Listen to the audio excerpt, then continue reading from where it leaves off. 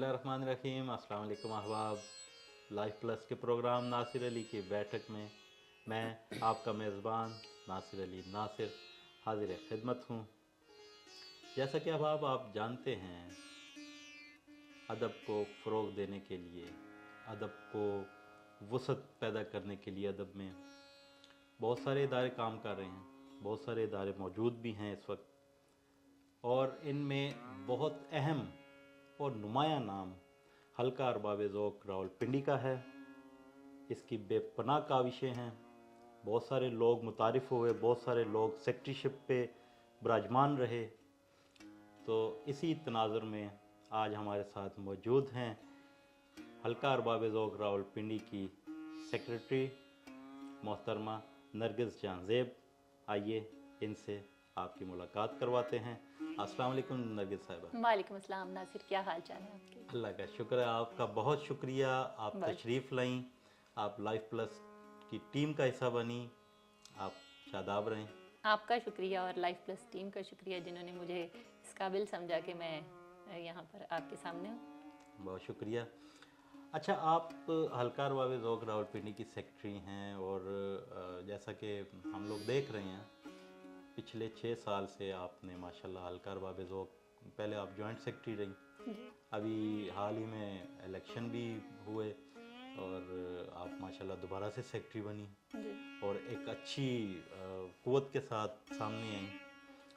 तो आप इस सिलेक्शन को कैसे देखती हैं? सबसे पहले तो हम बाकी आपसे आपका जो बाकी जो सफ़र है हम बाद में, पहले आप बताइए कि ये इलेक्शन को कैसे देखा आपने? इलेक्शन को मतलब कैसे देखा? हल्का अरबाब ज़ौक़ के इलेक्शन जो आप जीती हैं, हाँ, उसमें कोई मुस्बत चीज़ें भी आपने देखी? देखिए, इलेक्शन तो हमेशा मस्बत ही होते हैं। मतलब आप एक प्रॉपर सिस्टम के तहत आते हैं ना, और उसके पीछे एक आपकी फिर मतलब जब आप कंपटीशन होता है, ख़ास तौर पे आपके मद्दे मुकाबिल एक बंदा होता है, आप में स्पिरिट पैदा होती है अच्छा काम करने की। और मेरा ख़्याल है कि मेरी जो जर्नी है उसने बड़ा रोल प्ले किया है इन इलेक्शंस में भी। आप पॉजिटिव काम करते हैं तो ही आपको नेक्स्ट वोट मिलते हैं, तो ही इलेक्शन होते हैं और सिलेक्शन होती है। तो डेफिनेटली आप में एक स्पोर्ट्समैन स्पिरिट होती है काम करने के हवाले से भी, और पॉजिटिव काम करेंगे ही तो लोग आपको चाहेंगे कि दोबारा आएँ। और अल्हम्दुलिल्लाह पहले मतलब अगर मैं अपनी जर्नी देखूं तो 3 साल जॉइंट सेक्रेटरी रही डॉक्टर नाहिद के साथ, और मैंने वो टाइम था जब मैं बिल्कुल पैसिव रोल प्ले कर रही थी हल्के में और सिर्फ देख और सुन रही थी। नाहिद के बाद ज़ाहिर है आप थे, आपके साथ थोड़ा सा काम किया, और उसके बाद ख़ुद को इस काबिल जब समझा कि हाँ मैं अब सेक्रेटरीशिप के लिए ठीक हूँ, तो मैं मतलब इलेक्शन में मैंने अपने आप को अपनी खिदमत पेश की और आपके सामने हूँ। पिछले 2 साल से सेक्रेटरीशिप कर रही हूँ, और अल्हम्दुलिल्लाह फिर इस बार जब इलेक्शन हुए हैं तो वो मेरी काविशें पूरे शहर के सामने हैं, पूरे शहर के अदबी लोगों के सामने हैं, तो मुझे वोट मिले हैं। तो मैं तो पॉजिटिव ही देखती हूँ, और इलेक्शन होने चाहिए क्योंकि ये एक वो मतलब किसी की जागीर तो नहीं है ना। आप हर चीज़ में एक कंपटीशन होगा तो वो कंपटीशन आपको हमेशा पॉजिटिव रुख सामने लाएगा। ये हमेशा इसके अच्छे असरात होते हैं, मतलब हम नेगेटिव साइड देखें ही क्यों, और है भी नहीं कोई नेगेटिव साइड। अच्छा, वाह, ज़बरदस्त। ये पहली बार था रावलपिंडी हल्का अरबाब ज़ौक़ में 2 ख़वातीन आमने सामने मद्दे मुकाबिल आई, और ये बहुत हेल्दी एक्टिविटी हमने देखी जिसमें 58 वोट आपको मेरे ख्याल से पड़े अल्हम्दुलिल्लाह, और 21 उनको जी मौज़मा तनवीर। तो आप मौज़मा तनवीर से वो तो आपके हल्का बाब में थी, तो नहीं आपको तो मद्दे मुकाबिल ये एक सवाल मेरा नहीं है, ये ओवरऑल है जो लोग पूछते हैं, ये ख़वातीन के साथ मुकाबला बनता है। इलेक्शन में आ जाना दुश्मन बन जाना नहीं होता। वो मेरी बहुत अच्छी उनके साथ गपशप है, और मतलब ये तो एक बड़ी अजीब सी बात है कि मुकाबिल आ गई तो दुश्मन बन गई। नहीं, मैं बिल्कुल दुश्मन नहीं। और वैसे भी हल्के की सेक्रेटरीशिप में आप मतलब दुश्मन या किसी के मद्दे मुकाबिल नहीं होते। देखिए, ये तो मतलब हल्के का सेक्रेटरी होना एक हल्के की माँ होने के मुतरादिफ है। आपके लिए, आपने सबके लिए एक ऐसी माहौल, एक ऐसी फ़िज़ा कायम करनी है कि सब आके कंफर्टेबल महसूस करें। और ख़ुद मौज़मा को मतलब मेरे ही उसमें मेरे दावत पर वो आई हैं, और उन्होंने हल्के में आना शुरू किया, और ये अच्छी बात है। और दूसरी बात ये कि देखिए, ख़ातून है ना हल्के में, तो ख़वातीन भी मतलब अच्छे बेडर नडर हो के आती हैं, ठीक है ना, उनको किसी किस्म का वो नहीं होता कि पता नहीं किस किस्म के माहौल में जा रही हैं। और मेरे ख्याल में मेरे उस दौर में बहुत सारी ख़वातीन तशरीफ़ लाना शुरू वाह किया वाह उन्होंने। वाह, हाँ जी। क्या कहने क्या कहने। अच्छा, अक्सर हम सुनते हैं, पढ़ते भी रहते हैं जी कि एक कामयाब मर्द के पीछे एक खातून का हाथ होता है। आप माशाल्लाह मैरिड हैं, आपके बच्चे भी हैं, हस्बैंड, आप अपनी कामयाबी का सेहरा अपने हस्बैंड को देती हैं क्या? आपकी कामयाबी के पीछे उनका कोई हाथ है? हाँ, मर्द है ना, ले गए अपनी तरफ। जी कोई भी औरत जब घर से निकलती है ना, तो वो बहुत ढेर सारा कॉन्फिडेंस लेके निकलती है। मतलब आप मैं हमेशा एक बात करती हूँ कि जो कॉन्फिडेंस आपको एक बाप दे सकता है ना, वो एक हस्बैंड एक लम्हे में छीन भी लेता है। अरे वाह। मतलब और सोने पे सुहागा हो जाए, जब बाप भी कॉन्फिडेंस दे रहा हो और आगे से शोहर भी ऐसा मिल जाए, तो फिर मेरे जैसा बंदा ही होगा ना, जो पिछले 6 साल से हल्के से जुड़ा हुआ है और हर किस्म के सर्दो गर्म आप देखें कि बहुत बार ऐसा हुआ है कि शहर में रास्ते बंद हैं, मैंने जाना है, हल्का तो आपको पता चलेगा, और ये मेरे हस्बैंड का कॉन्फिडेंस ये कि मैं आ जाती हूँ।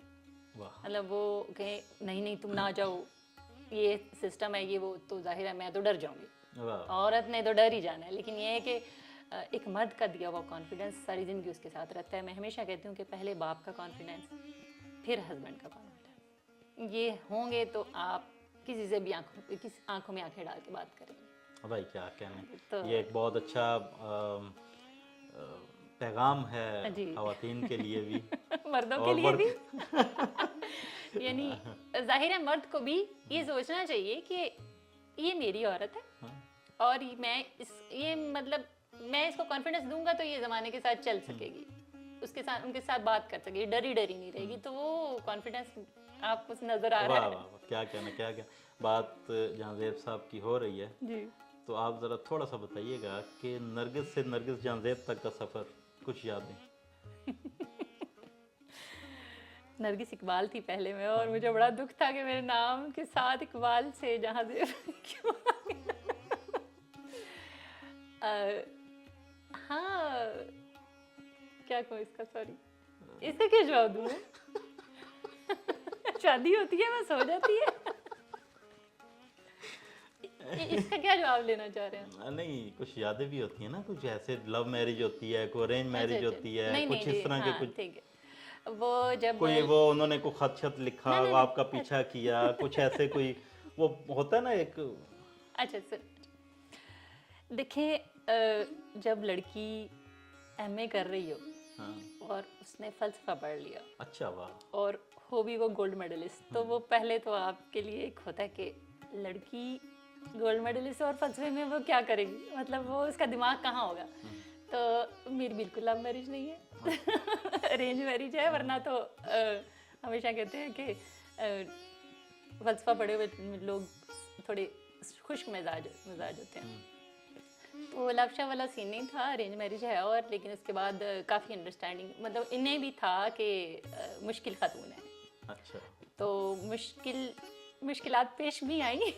अगर उनसे पूछते तो वो बताते हाँ थोड़ी मुश्किलात थी, लेकिन शुक्र अल्हम्दुलिल्लाह उन्होंने अब्जॉर्ब की मेरी टफनेस को। वाह वाह वाह, हाँ क्या कहने। अरेंज अच्छा मैरिज है हमारी माशाल्लाह, जी। ज़बरदस्त।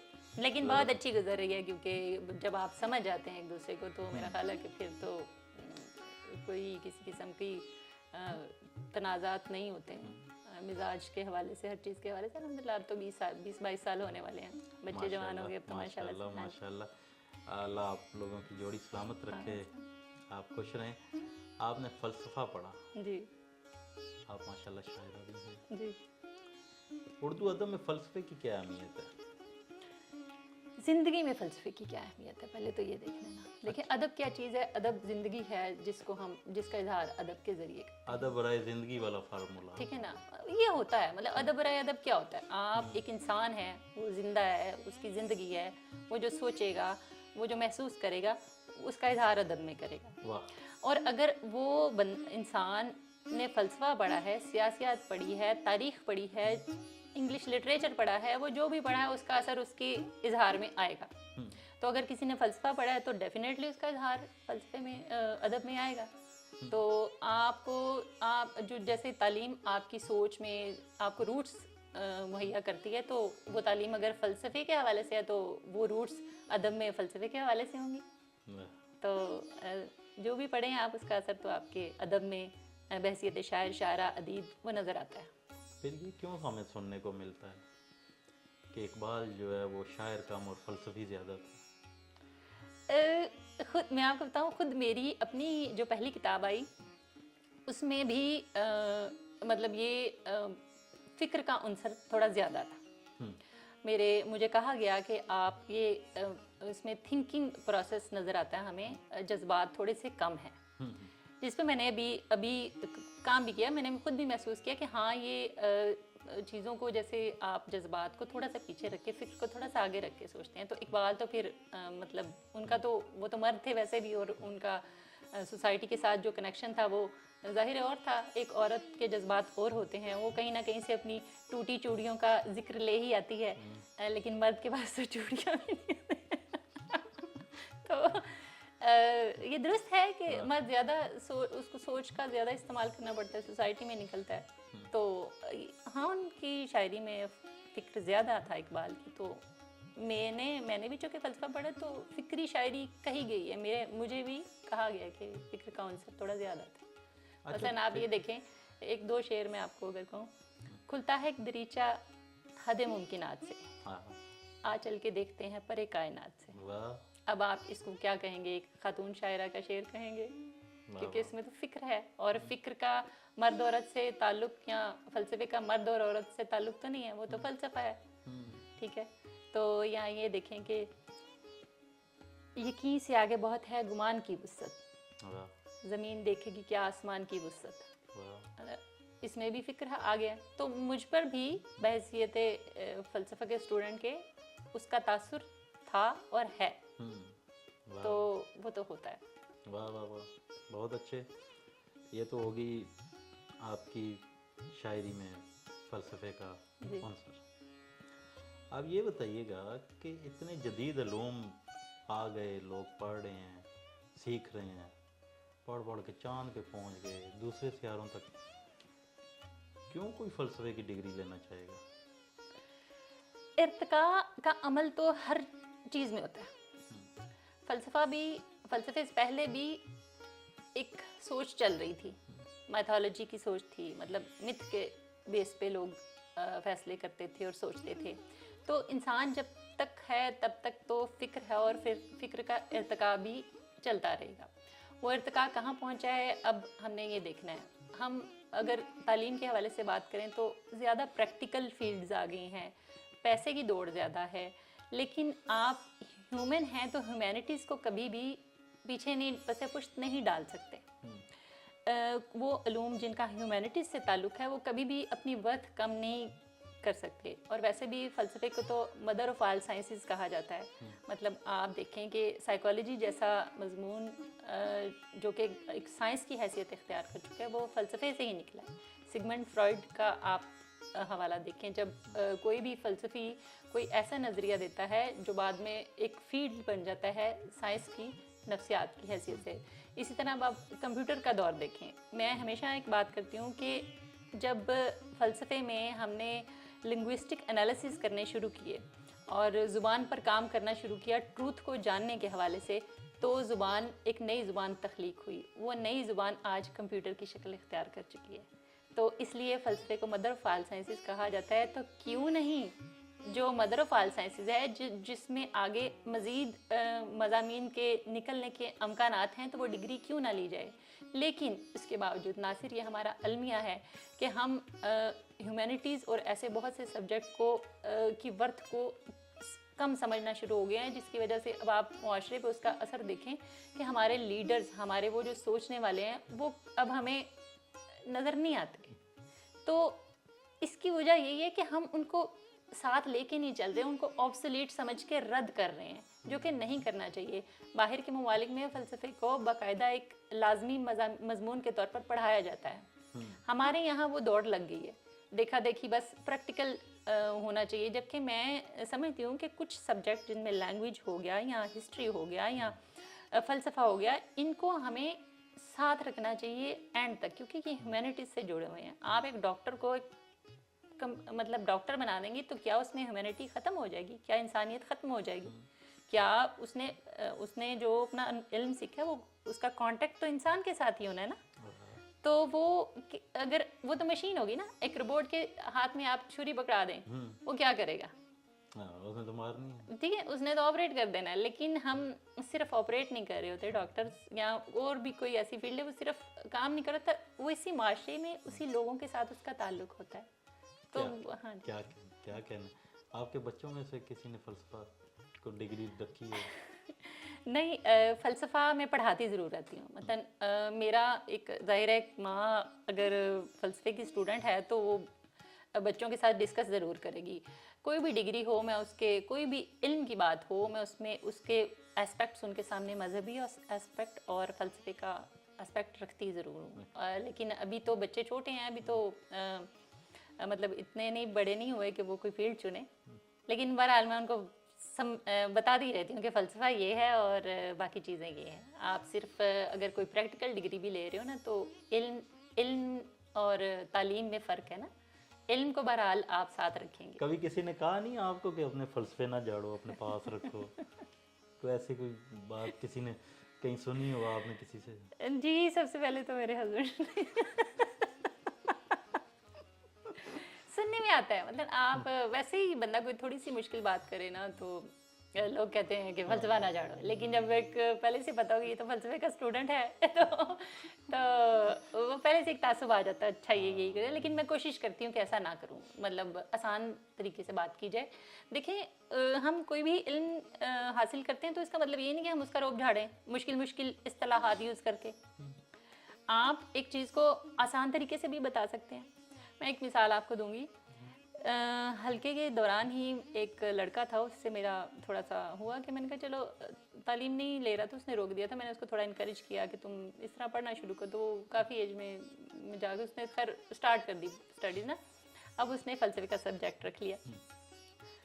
पेपर देने थे और पेपर देने से पहले उसने मुझसे रब्ता किया कि मैम ये समझ नहीं आ रही मुझे और ये क्या है। मतलब मैंने बता दिया, कोई 5-6 सफ़े थे, एक पूरा चैप्टर था कि मुझे ये समझा दें। नासिर मैंने उसको सिर्फ 5 लाइनों में बताया। तो कहता कि इन 5 लाइनों के लिए ये 5 सफ़े काले किए हुए हैं। और उसको समझ आ गई। मतलब हम खुद ही चीज़ों को मुश्किल बना के और रोब डालने के लिए। इसका मतलब है उसे फ़लसफ़ा समझ आ गया माशाल्लाह। हाँ जी। और मुझे फिर उसने कहा कि जो उस्ताद है वो हांडी रोटी कर रहे हैं, उनको भी पढ़ाना चाहिए। खैर, बहुत अच्छी बात। अच्छा, ये हल्का अरबाब ज़ौक़ में इस्तेमाल होने वाली ज़ुबान और शेरी ज़ुबान में, हल्का अरबाब ज़ौक़ में जो तनकीदी ज़ुबान इस्तेमाल होती है और जो अदब की ज़ुबान है जो मुरवजा है, जी, आप इसमें क्या फ़र्क देख रही हैं? आपने एक हल्का अपने हिसाब से चलाया, बड़े अच्छे अंदाज में चलाया। फ़र्क तो कुछ नहीं है। आप तनकीद देखें, तनकीद क्या है, तनकीद को आप समझ क्या रहे हैं, पहले तो ये देखें ना। मतलब तनकीद ये तो नहीं है कि नहीं ये गलत है, ये फलान है, ये ढींग है, ये तो रद्द है, हर चीज़ रद्द है। तनकीद ये नहीं होती। मैं एक बात करती हूँ कि पिछले जो लोग बाहर से बैठ के देख रहे हैं ना, वो लगते हैं कि तनकीद तो बस जी हम वहाँ जाएंगे और हमारी पेपर फाड़ फूड़ के तो हमें हमारे हवाले करते। ऐसा नहीं होता है। देखिए, हल्के में अगर 20-25 लोग हैं, आप एक तख्लीक पेश कर रहे हैं, वो 20-25 लोगों में अगर 15 लोग भी बोल रहे हैं ना तो आपका 15 कारी मिल रहे हैं। वो हर कारी की एक अपनी सतह होती है। कोई हर एक की राय अपनी होती है। आपकी एक तख्लीक को 15 लोग मुख्तलिफ एंगल्स से देख रहे हैं। वो जो सोच रखते हैं, उनका जो बैकग्राउंड है, कोई वहाँ पे कंप्यूटर की डिग्री लेके बैठा है, कोई वहाँ पे हिस्ट्री की डिग्री लेके बैठा है, तो हर किसी का जाविया निगाह डिफरेंट है। आप तो खुशकिस्मत हैं कि आपको 15 जाविया निगाह से देख के उन पे आपको फीडबैक मिल रहा है। तो मतलब और एक तख्लीककार को क्या चाहिए? यही चाहिए ना कि उसकी चीज़ उसको परखा जाए डिफरेंट एंगल से। वो रद्द नहीं होता, सिर्फ परसेप्शन का एक अपना अंदाज होता है, एक अपना स्टाइल होता है। تو ہم اس کو سمجھتے ہیں کہ پتہ نہیں یہ، حالانکہ بیسیکلی تخلیقات تو اکثر تو ہم نے یہ بھی سنا ہے الکار باب ذوق میں کہ صاحب صدر یہ ساری غزل میں مصرے جو ہیں یہ تھوک سے جوڑے گئے ہیں. کہ جب آپ سیکرٹری ہوں گے نا تب سنا کیا ہوگا. اچھا آپ نے کچھ اس میں کچھ تبدیلیاں لائی ہیں آپ؟ نہیں، میرا نہیں خیال ہے ایسا. نہیں، دیکھیں ہم جب صدارت دیتے ہیں کسی کو تو کوئی ایسے تھکے ہوئے لوگ نہیں ہوتے، بڑے نامور ہوتے ہیں. مثلا وہ ایسے نہیں کہہ سکتے ہیں. اگر کوئی نیا لکھا رہی ہے تو تھوڑا سا اس کو دیکھیں، ہر ایک نیا لکھا رہی ہے فرض کریں، اب اس کو ہم ابھی اس کی اڑان کا سفر ہے، ہم کہیں کہ تم تو بڑا اچھا کام کر رہے ہو، تو کیا ہم اس کی اڑان کو وہیں روک نہیں رہے؟ جب آپ یہ کہیں گے کہ یہ تو بنی نہیں ہے بات، تو پھر نہیں، بات ایسا نہیں ہوتا. اسٹیٹ فارورڈ کوئی نہیں کہتا، لیکن وہ ہم سمجھ لیتے ہیں. بچہ جب نیا نیا آیا ہوتا ہے تو وہ تھوڑا زیادہ مطلب ہوتا ہے کہ مجھے یہ کہہ دیا، ایگوز بھی آ گئی ہیں تھوڑی سی نا. تو ہلکے کے ساتھ جڑے رہیں تو پتہ چلتا ہے کہ نہیں، یہ ایگوز تھوڑی دیر کے لیے سائڈ پہ رکھ کے. کیا آپ نہیں سمجھتی کہ اس وقت یہ اس دور میں یہ بھی غنیمت ہے کوئی ادب کی طرف آیا ہے، کوئی نوجوان، کوئی نیا لکھنے والا، تو آپ اس کو اتنا وہ ڈسکریج نہیں ایسا میں پھر آپ کو کہہ رہی ہوں ایسا ڈسکریج نہیں ہوتا. دیکھیں اگر یہ نوجوانوں کے سوالات ہیں، میں آپ کے سامنے رکھ رہا ہوں. نوجوان آتے نہیں ہیں، وہ آئیں تو ان کو پتہ چلے گا. میں آپ کو بتاؤں، میرے ساتھ میرے جوائنٹ سیکرٹری ہیں نثار محمود تاثیر، ماشاءاللہ میرے ساتھ ان کا بڑی دیر بحث رہی کہ آپ ہلکے میں تشریف لائیں، اور وہ کہتے تھے کہ نہیں، مجھے ہلکے کا مزاج پسند نہیں ہے. تو میں نے ان کو اس طرح کنونس کیا کہ آپ آئیں. اور ابھی وہ پچھلے 1 سال سے میرے جوائنٹ سیکرٹری ہیں، اور وہ جو باتیں میں ان کو کہتی تھی وہ اپنے لوگوں کو کہہ رہے ہیں کہ ہلکے میں تشریف لائیں. یعنی آپ دیکھیں کہ ایک 6 اشعار کی غزل ہے، وہ ساری تو پرفیکٹ نہیں ہو سکتے نا، اس میں کچھ کم کچھ زیادہ ہوتا ہے. ٹھیک ہے، تو اگر ایک شعر پہ یہ بات کہہ دی جائے کہ یہ ٹھیک نہیں ہے، تو دوسرے شعر پہ یہ بھی کہا جاتا ہے کہ یہ بہت اچھا ہے. مکمل یہاں تو اس تخلیق میں وہ بات ہوتی نہیں ہے. تو اگر ہم کہیں کہ نہیں، فیس بک کے جیسے ایک نظریہ ہے کہ سب ٹھیک ہے، سب اوکے ہے، تو پھر تو ہم اس کی اڑان کو روک رہے ہیں. وہ تو پھر اپنے آپ میں وہ جو اس کی کمی ہے وہ ٹھیک ہی نہیں کرے گا. بہت خوبصورت بات آپ نے کہی ماشاءاللہ الکار باب ذوق کے حوالے سے، اور بہت خوبصورت گفتگو رہی. ہمارے پروگرام کا وقت تھوڑا قریب آ گیا ہے. ایک آخری سوال اور اس کے بعد پھر ہم آپ سے کچھ سنیں گے. جدید غزل جو لکھی جا رہی ہے آپ کے سامنے پیش بھی کی جاتی ہیں، ہلکے میں بچیاں لے کے آتے ہیں، رکھتے ہیں، آپ کیسا دیکھ رہی ہیں؟ وہ زبان کا استعمال ٹھیک کر رہے ہیں؟ دیکھیں کیا زبان ان کے مضبوط کندھوں پہ محفوظ ہے یا کمزور کندھے ہیں؟ نہیں، کمزور نہیں کہیں گے ہم انہیں. دیکھیں جیسے زمانہ ارتقا پذیر ہو رہا ہے، زبان میں بھی تبدیلیاں آ رہی ہیں. ٹھیک ہے، اور جو چینجز آئیں گی وہ اظہار میں بھی آئیں گی. ٹھیک ہے، ہم وہ والی زبان تو استعمال نہیں کرے جو 1800 یا 1900 صدی کی زبان تھی. تو جب نئی چیزیں، نئی تخلیقات، نئی آپ بطور ہلکار باب ذوق سیکرٹری یہ جواب دے رہی ہیں. ہاں بالکل، میں بالکل یہ کہ روایت کے ساتھ جدت دونوں ہی اچھی لگتی ہیں. اگر ہم صرف روایت میں پھنسے رہے تو ہم آبسولیٹ ہو جائیں گے. ہمیں اس جدید دور کے تقاضوں کو پورا کرتے ہوئے نئی زبان کا استعمال کرنا چاہیے.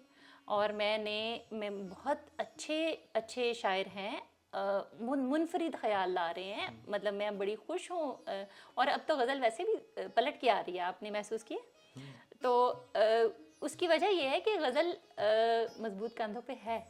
اچھا، ہاں، مطلب میں بڑی پر امید ہوں اس حوالے سے. ہماری غزل کہیں نہیں جا رہی ہے، بالکل ٹھیک ہے. اور مزے کی بات ہے کہ غزل روایت بھی نہیں چھوڑی اور جدید بھی ہو رہی ہے. میں یہ بہت وثوق کے ساتھ ہلکار باب ذوق راولپنڈی کی سیکرٹری کی حیثیت سے یہ بات کہہ رہی ہوں.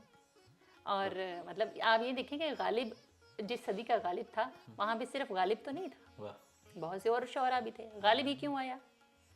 ہمیں صرف چند شعراء کا نام پتہ نا. اسی طرح ہی ہمارا جو دور چل رہا ہے اس میں بھی یہ بہت سارے جو شعراء ہیں ان میں چند ایک تو ایسے نکلیں گے نا جو کسی زمانے کے غالب ہوں گے، جن کا ذکر جو ہے 50 سال بعد بھی کیا جائے گا. تو یہ کہیں کہ اس کی زبان یا وہ یہ بس یہ نکھرتا رہتا ہے، یہ خود ہی چھن کے آ جاتا ہے اوپر سے. تو زمانے کے ساتھ تبدیلی آنی چاہیے اور اچھی ہوتی ہے. کیا کہنے ہیں، بہت خوبصورت. ہمارے ناظرین بھی اور میں بھی سننا چاہیں گے کچھ عطا؟ اچھا جی، غزل یہ میری کتاب گفتار سے ہی میں آپ کو جی پلیز سناتی ہوں. Please please. وہی آپ جو بات کر رہے تھے ارتقاء کی، اور اس حوالے سے ایک غزل بھی میں نے اس کا انتخاب کی ہے. واہ واہ. اساطیری محبت کے سبھی قصے بدل ڈالے. واہ واہ. اساطیری محبت کے سبھی قصے بدل ڈالے. واہ. شعور زندگی نے چاند سے رشتے بدل ڈالے. کیا کہنے کیا کہنے کیا کہنے. وفائیں منعکس اب شیشہ دل سے نہیں ہوتی. واہ واہ. وفائیں منعکس اب شیشہ دل سے نہیں واہ ہوتی. واہ واہ واہ. اصول کیمیائے وقت نے ذرے ہاں، بدل ڈالے. کیا کہنے ہیں کیا کہنے. واہ واہ واہ. بنا منزل سفر کرنا، سفر میں عمر بھر رہنا. واہ رہے آوارگی کے شوق میں رستے بدل ڈالے. واہ واہ واہ. زمانے کی نگاہوں کا کرے کیا اعتبار ہے دل. آہا آہا. واہ زمانے کی نگاہوں کا کرے کیا. کریں کیا اعتبار ہے دل، کہ پس منظر نے منظر کے سبھی چہرے بھائی بدل کیا ڈالے. کہنے ہیں کیا کہنے ہیں. بہت واہ شکریہ. واہ واہ واہ. زمانے کی نگاہوں کا کرے کیا اعتبار ہے دل، کہ پس منظر نے منظر کے سبھی چہرے بدل ڈالے. واہ واہ. تیرے کوچے کے پتھر بھی ہوئے ہیں معتبر نرگس. آہا واہ واہ واہ واہ. تیرے کوچے کے پتھر بھی ہوئے ہیں معتبر نرگس، کرشمہ ساز چشم عشق نے رتبے بدل ڈالے. واہ واہ واہ واہ واہ واہ. کیا کہنے کیا کہنے. اساطیری محبت کے سبھی قصے واہ واہ بدل واہ ڈالے. واہ واہ واہ. شعور زندگی نے چاند سے رشتے. اچھا جناب، ایک غزل اور آپ کی نظر کرتی ہوں. جی بسم اللہ. چارہ گر کچھ بھی نہیں، دست شفا کچھ بھی نہیں. ہاں ہاں ہاں. کیا کہنے ہیں. واہ واہ واہ واہ واہ. چارہ گر کچھ بھی نہیں، دست شفا کچھ بھی نہیں. آہا. زخم بھرنا ہی نہ چاہیں تو دوا کچھ نہیں. ہائے بھائی کیا کہنے ہیں. واہ واہ واہ واہ. تجھ سے عباد صبا شکوہ شکایت کیسی. ہائے ہائے. واہ واہ واہ واہ. تجھ سے عباد صبا شکوہ شکایت کیسی. حبس اندر ہو تو باہر کی ہوا کچھ بھی نہیں. ہائے بھائی کیا کہنے ہیں. سبحان اللہ سبحان. بہت شکریہ. کس قدر شوق تھا پینے کا ہمیں آب حیات. آہا واہ. کس قدر شوق تھا پینے کا ہمیں آب حیات. خضر جی یہ تو ہلاہل کے سوا کچھ بھی نہیں. کیا کہنے ہیں. بہت شکریہ. کیا کہنے. زندگی ہم سے گریزاں تھی گریزاں ہی رہی. واہ. زندگی ہم سے گریزاں تھی گریزاں ہی رہی. سانس چلتی بھی رہی اور جیا کچھ بھی نہیں. واہ واہ واہ. کیا بہت کہنے. شکریہ. کیا کہنے. خود پسند لوگوں سے نرگس نہ محبت کرنا. آہا واہ. خود پسند لوگوں سے نرگس نہ محبت کرنا. بند آنکھوں کے لیے جلتا دیا کچھ بھی نہیں. بھائی سبحان اللہ. کیا کہنے کیا کہنے کیا کہنے. چارہ گر کچھ بھی نہیں، دست شفا کچھ بھی نہیں. زخم بھرنا ہی نہ چاہیں تو دوا کچھ بھی نہیں. واہ بہت شکریہ. واہ واہ واہ. کیا کہنے کیا کہنے. بہت شکریہ نرگس جہاں زیب، آپ تشریف لائیں. آپ ایک کو بار پھر لائف پلس کی جانب سے میں آپ کا شکر گزار ہوں. آپ خوش رہیں، شاداب رہیں. جی ناظرین، ہمارے پروگرام کا وقت ختم ہوا. آپ نے حلقہ ارباب ذوق راولپنڈی کی سیکریٹری محترمہ نرگس جہاں زیب کی گفتگو سنی، ان کی باتیں سنی، ان کی شاعری سنی. امید کرتا ہوں آپ کو پسند آئی ہوں گی. ملتے ہیں نئے سوالات کے ساتھ، نئے مہمان کے ساتھ. تب تک کے لیے اپنے میزبان ناصر علی ناصر کو اجازت دیجیے. اللہ نگہبان.